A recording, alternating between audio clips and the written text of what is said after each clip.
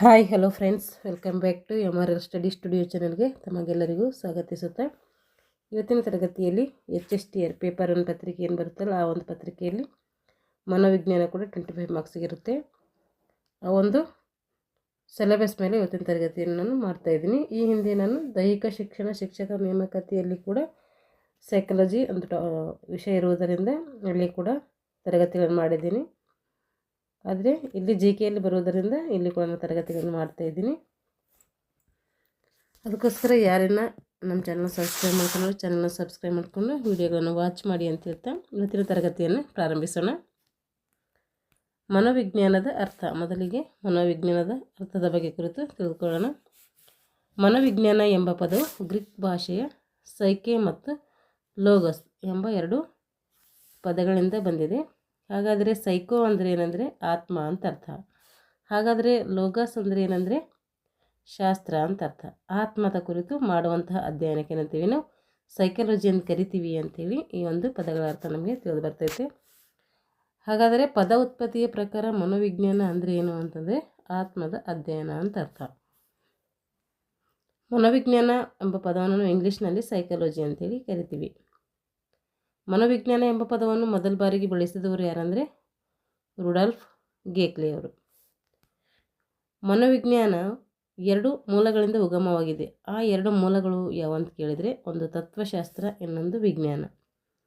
ಈ ಎಲ್ಲ ಟಾಪಿಕ್ ಏನಾಗುತ್ತೆ ಅಂದರೆ ಎಲ್ಲ ವಿಷಯಗಳು ನಮಗೆ ಪ್ರಶ್ನೆಯಲ್ಲಿ ಎಕ್ಸಾಮಲ್ಲಿ ಬರುವಂಥ ಸಂಭವಗಳು ಜಾಸ್ತಿ ಇರ್ತೈತೆ. ಅದಕ್ಕೆ ಪಾಯಿಂಟ್ ಟು ಪಾಯಿಂಟ್ ನಾನು ಮಾಡಬೇಕು, ಓದ್ಕೊಳ್ಬೇಕಿದು. ಇವಾಗ ಮನೋವಿಜ್ಞಾನದ ವ್ಯಾಖ್ಯೆಗಳು. ಇಲ್ಲಿಗಂಟ ಏನು ಮಾಡಿದ್ದೀವಿ ಅದರ ಅರ್ಥ ತಿಳ್ಕೊಂಡಿದ್ದೀವಿ. ಇವಾಗ ಮನೋವಿಜ್ಞಾನದ ವ್ಯಾಖ್ಯೆಗಳು ನೋಡೋಣ. ಕ್ರೋ ಮತ್ತು ಕ್ರೋ ಅವರ ಪ್ರಕಾರ ಮನೋವಿಜ್ಞಾನ ಅಂದರೆ ಏನು ಅಂಥೇಳಿ, ಮಾನವನ ವರ್ತನೆ ಮತ್ತು ಮಾನವನ ಅಂತರ್ ಸಂಬಂಧಗಳ ಅಧ್ಯಯನವೇನಂತೀವಿ ಮನೋವಿಜ್ಞಾನ ಅಂಥೇಳಿ ಕರಿತೀವಿ. ಮಾನವನ ವರ್ತನೆ ಮತ್ತು ಅವನ ಅಂತರ್ ಸಂಬಂಧ ಇವೆರಡರ ನಡುವಿನ ಅಧ್ಯಯನಕ್ಕೆ ಏನಂತೀವಿ ಮನೋವಿಜ್ಞಾನ ಅಂಥೇಳಿ ಕರಿತೀವಿ. ವುಡ್ವರ್ತ್ ಮತ್ತು ಮಾರ್ಕ್ವೆಸ್ಟ್ ಇವರೇನು ಹೇಳ್ತಾರೆ ಅಂದರೆ ಮನೋವಿಜ್ಞಾನ ಅಂದರೆ ಪರಿಸರಕ್ಕೆ ಸಂಬಂಧಿಸಿದಂತೆ ವ್ಯಕ್ತಿಯ ಚಟುವಟಿಕೆಗಳ ವೈಜ್ಞಾನಿಕ ಅಧ್ಯಯನಕ್ಕೆ ಏನಂತೀವಿ ಮನೋವಿಜ್ಞಾನ ಅಂತೇಳಿ ಕರಿತೀವಿ ಅಂತೇಳಿ ವುಡ್ವರ್ತ್ ಮತ್ತು ಮಾರ್ಕ್ವೆಸ್ಟ್ ಅವರು ಹೇಳ್ತಾರೆ. ಇವಾಗ ಮನೋವಿಜ್ಞಾನವನ್ನು ಯಾವ್ಯಾವ ರೀತಿಯಾಗಿ ಬೆಳೆದು ಬಂತು ಅಂಥೇಳಿ ಅದು ಬೆಳವಣಿಗೆ ಬಗ್ಗೆ ತಿಳ್ಕೊಳ್ಳೋಣ. 16ನೇ ಶತಮಾನದಲ್ಲಿ ಮನೋವಿಜ್ಞಾನವನ್ನು ಏನಂತ ಕರಿತಿದ್ರು ಅಂದರೆ ಸ್ಟಡಿ ಆಫ್ ಸೋಲ್ ಅಂತೇಳಿ ಕರಿತಾಯಿದ್ರು. ಅಂದರೆ ಆತ್ಮದ ಅಧ್ಯಯನ ಅಂತ ಅರ್ಥ. 16ನೇ ಶತಮಾನದಲ್ಲಿ ಫಸ್ಟ್ ಏನು ಮಾಡ್ತಿತ್ತು ಮನೋವಿಜ್ಞಾನ ಆತ್ಮವನ್ನು ಕುರಿತು ಅಧ್ಯಯನ ಮಾಡ್ತಾಯಿತ್ತು. ಅದಕ್ಕೋಸ್ಕರ ಅದಕ್ಕೆ ಆತ್ಮ ವಿಜ್ಞಾನ ಅಂಥೇಳಿ ಕರೀತಾರೆ. ಆ ರೀತಿ ಹೇಳಿದವರು ಯಾರು ಅಂತಂದರೆ ಅರಿಸ್ಟಾಟಲ್, ಪ್ಲೇಟೋ, ಡೆಕಾರ್ಟ್, ಡೆಮೋಕ್ರಟಿಸ್. ಇವರೇನು ಹೇಳ್ತಾರೆ ಅಂದರೆ ಸೈಕಾಲಜಿ ಅಂದರೆ ಅದು ಮನಸ್ಸನ್ನು ಕುರಿತು ಅಧ್ಯಯನ ಮಾಡುವಂಥದ್ದು ಅಂಥೇಳಿ ಇವ್ರು ಹೇಳ್ತಾರೆ. ಯಾರು ಹೇಳಿದ್ರು ಅಂತ ಎಕ್ಸಾಮಲ್ಲಿ ಕೇಳ್ತಾರೆ. Aristotle, Plato, Descartes, Democritus. ಈಗ 17ನೇ ಸೆಂಚುರಿ ಅಂದರೆ 17ನೇ ಶತಮಾನದಲ್ಲಿ ಸೈಕಾಲಜಿ ಏನಂತ ಹೇಳ್ತದೆ ಅಂದರೆ psychology as the study of mind. ಅಂದರೆ ಸೈಕಾಲಜಿ ಅಂದರೆ ನಮ್ಮ ಮನಸ್ಸನ್ನು ಕುರಿತು ಅಧ್ಯಯನ ಮಾಡ್ತದ ಅಂಥೇಳಿ ಹೇಳ್ತಾರೆ. ಆ ರೀತಿ ಹೇಳಿದವರು ಯಾರು ಅಂದರೆ ಇಮ್ಯಾನ್ಯುಯಲ್ ಕ್ಯಾಂಟ್, ಪಾಂಪೋಲಜಿ, ಲಾಕೆ, ಲಿಬ್ನಿಜ್ ಮತ್ತು ಹೂಬ್ಸ್. ಇವ್ರೇನು ಹೇಳ್ತಾರೆ ಸೈಕಾಲಜಿ ಅಂದರೆ ಅದು ಮನಸ್ಸಿನ ಕುರಿತು ಅಧ್ಯಯನ ಮಾಡೋದು ಅಂತೇಳಿ ಇವ್ರು ಹೇಳ್ತಾರೆ.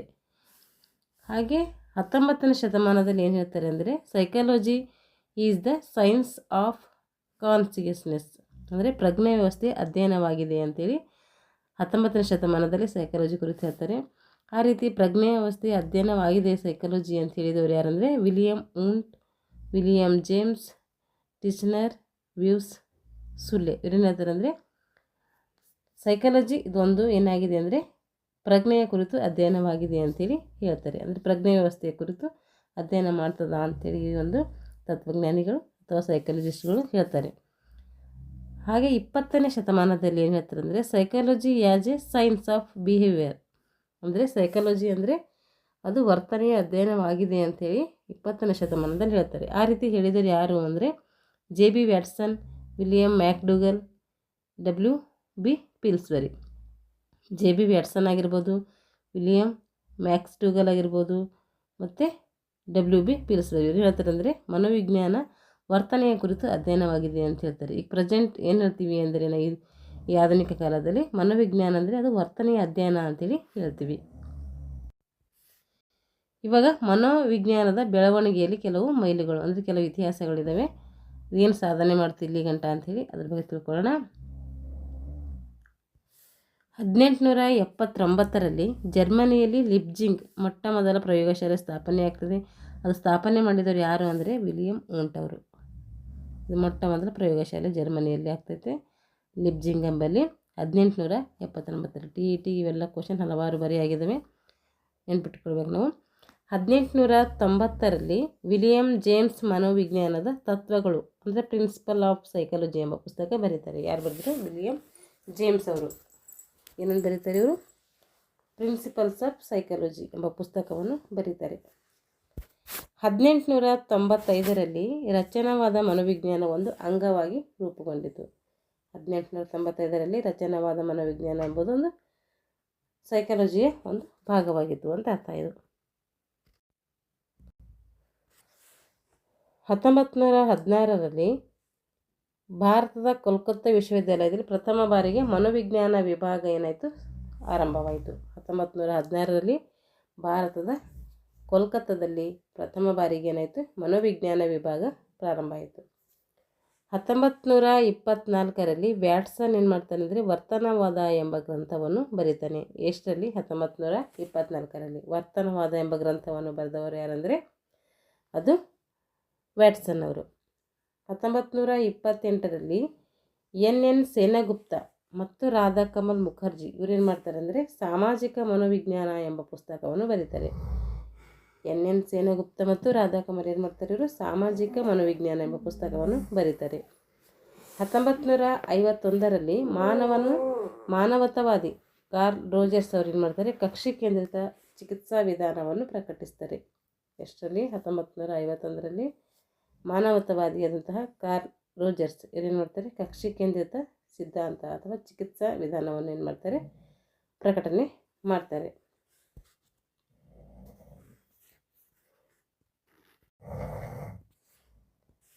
1905ರಲ್ಲಿ ಬೀನೆ ಸೈಮನ್ ಪ್ರಥಮ ಬುದ್ಧಿಶಕ್ತಿ ಪರೀಕ್ಷೆ ರಚಿಸಿದರು. ಇದು ಪ್ರಥಮ ಬುದ್ಧಿಶಕ್ತಿ ಪರೀಕ್ಷೆ ಯಾವುದಂದರೆ ಅದು ಬೀನೆ ಸೈಮನ್ ಪ್ರಥಮ ಬುದ್ಧಿಶಕ್ತಿ ಪರೀಕ್ಷೆ. ಎಷ್ಟರಲ್ಲಿ ಮಂಡನೆ ಮಾಡಿದ್ರು ಅವರು ಅಂದರೆ 1905ರಲ್ಲಿ ಏನು ಮಾಡ್ತಾರೆ? ಮಂಡನೆ ಮಾಡ್ತಾರೆ. ಯಾರಂದರೆ ಆಲ್ಫರ್ಡ್ ಬೀನೆ ಅವರು. 1953ರಲ್ಲಿ ಸ್ಕಿನ್ನರ್ ಏನು ಮಾಡ್ತಾರೆ ಅಂದರೆ ವಿಜ್ಞಾನ ಮತ್ತು ಮಾನವನ ವರ್ತನೆ ಎಂಬ ಗ್ರಂಥವನ್ನು ಬರೀತಾರೆ. ಯಾರು ಬರೆದ್ರು ಅಂದರೆ ಅದು ಸ್ಕಿನ್ನರ್ ಅವರು ಬರೀತಾರೆ. ಎಷ್ಟರಲ್ಲಿ ಅಂದರೆ 1953ರಲ್ಲಿ ಏನು ಮಾಡ್ತಾರೆ ಇವರು?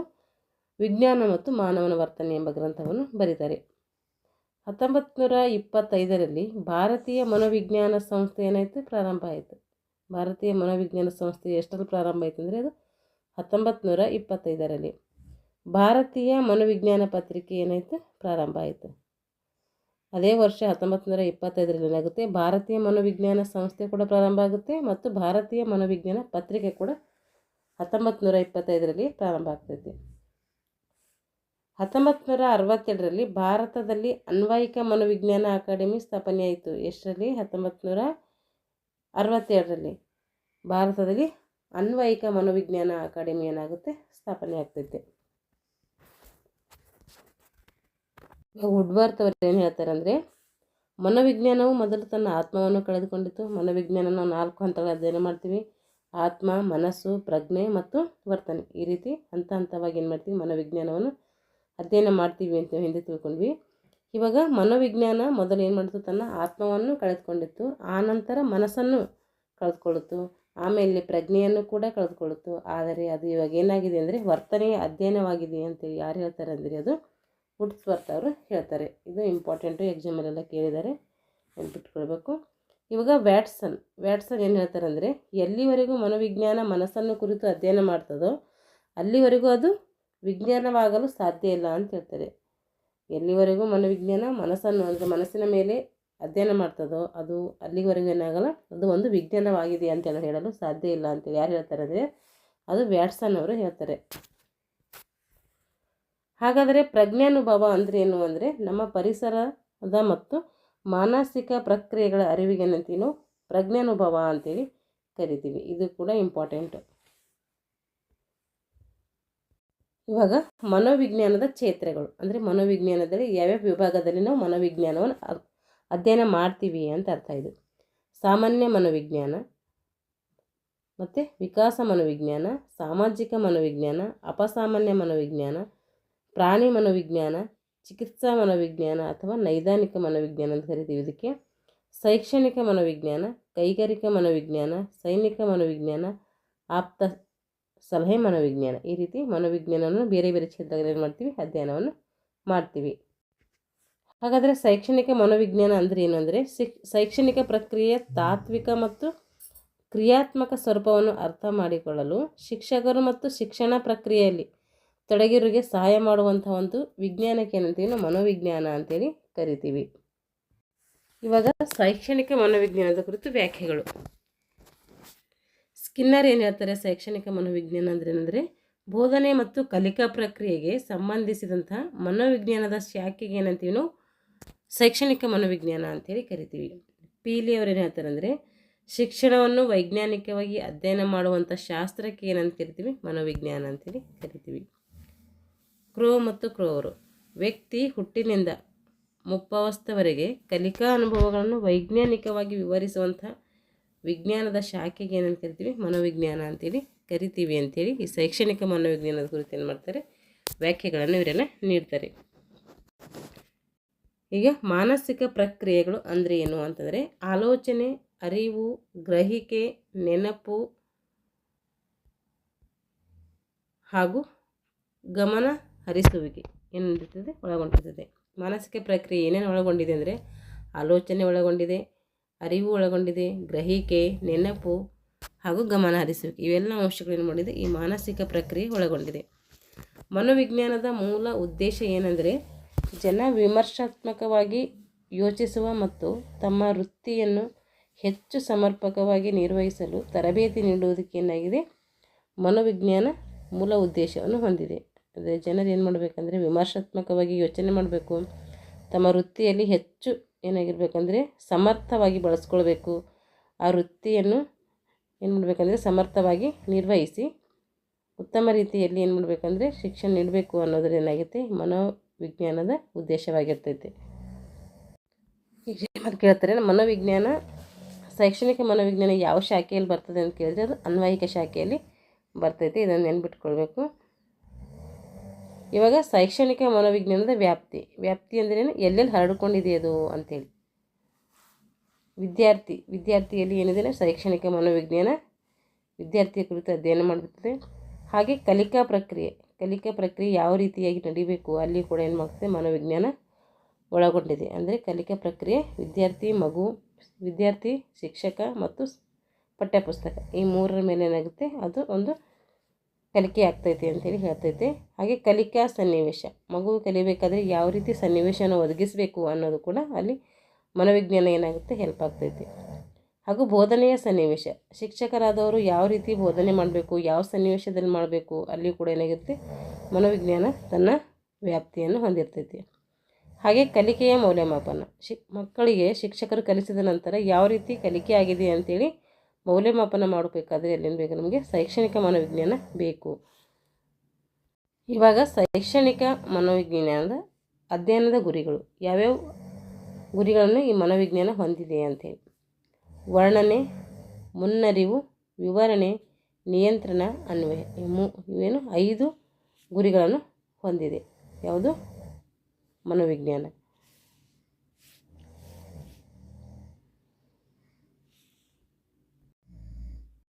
ಇವಾಗ ವೈಜ್ಞಾನಿಕ ಅಧ್ಯಯನದ ಹಂತಗಳು ನೋಡ್ಬೇಕಂದ್ರೆ ಇಲ್ಲಿ ಮನೋವಿಜ್ಞಾನದ ವೈಜ್ಞಾನಿಕ ಹಂತಗಳು ಯಾವಂದರೆ ಇಲ್ಲಿ ಸಮಸ್ಯೆಯನ್ನು ಆಯ್ಕೆ ಮಾಡ್ಕೋಬೇಕು. ಯಾವುದೇ ಒಂದು ಸಮಸ್ಯೆ ಇದ್ದರೆ ಆ ಸಮಸ್ಯೆಯನ್ನು ಮೊದಲು ನಾವು ಆಯ್ಕೆ ಮಾಡ್ಕೋಬೇಕು, ಅದಕ್ಕೆ ಅರ್ಥ ವಿವರಣೆ ಕೂಡ ಮಾಡಬೇಕು, ಅದರ ಅರ್ಥ ಕೂಡ ನಾವು ತಿಳ್ಕೋಬೇಕು. ಆ ಸಮಸ್ಯೆಗೆ ಮಾಹಿತಿಯನ್ನು ಸಂಗ್ರಹಣೆ ಮಾಡಬೇಕು. ಏನು ಸಮಸ್ಯೆ ಇದೆ, ಅದು ಯಾಕೆ ಸಮಸ್ಯೆ ಇದೆ ಅಂತ ಏನು ಮಾಡಬೇಕು, ಬೇರೆ ಬೇರೆ ಒಂದು ಮಾರ್ಗದಿಂದ ಮಾಹಿತಿಯನ್ನು ನಾವು ಕಲೆಕ್ಟ್ ಮಾಡಬೇಕಿಲ್ಲಿ.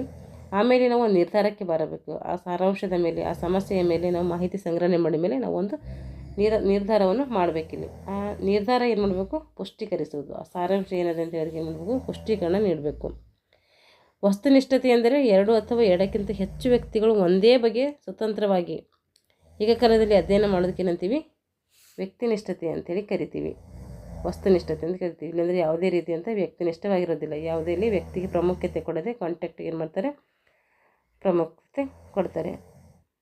ಇಲ್ಲಿವರೆಗೂ ನಾವು ಏನು ಮಾಡಿದ್ದೀವಿ ಅಂದರೆ ಶೈಕ್ಷಣಿಕ ಮನೋವಿಜ್ಞಾನದ ಅರ್ಥ ತಿಳ್ಕೊಂಡಿವಿ, ವ್ಯಾಖ್ಯೆಗಳು ತಿಳ್ಕೊಂಡಿವಿ, ಅದರ ವ್ಯಾಪ್ತಿ, ಅದರ ಹಂತಗಳು, ಇವೆಲ್ಲದರ ಬಗ್ಗೆ ಏನು ಮಾಡಿದ್ವಿ, ಅದು ಬೆಳೆದು ಬಂದಂಥ ದಾರಿ, ಇಷ್ಟು ವಿಷಯಗಳು ಮಾಡಿದ್ವಿ ಇವತ್ತಿನ ತರಗತಿಯಲ್ಲಿ ತಿಳ್ಕೊಂಡಿದ್ವಿ. ಈ ಒಂದು ಟಾಪಿಕ್ ಮೇಲೆ ಮುಂದಿನ ತರಗತಿಯಲ್ಲಿ ಮುನ್ನ ಪ್ರಶ್ನೆ ತೊಗೊಂಡು ಬಿಡಿಸೋಣ ಅಂತ ಹೇಳ್ತಾ ಇಲ್ಲಿಗೆ ಈ ತರಗತಿಯನ್ನು ಮುಗಿಸ್ತಾ ಇದ್ದೀನಿ.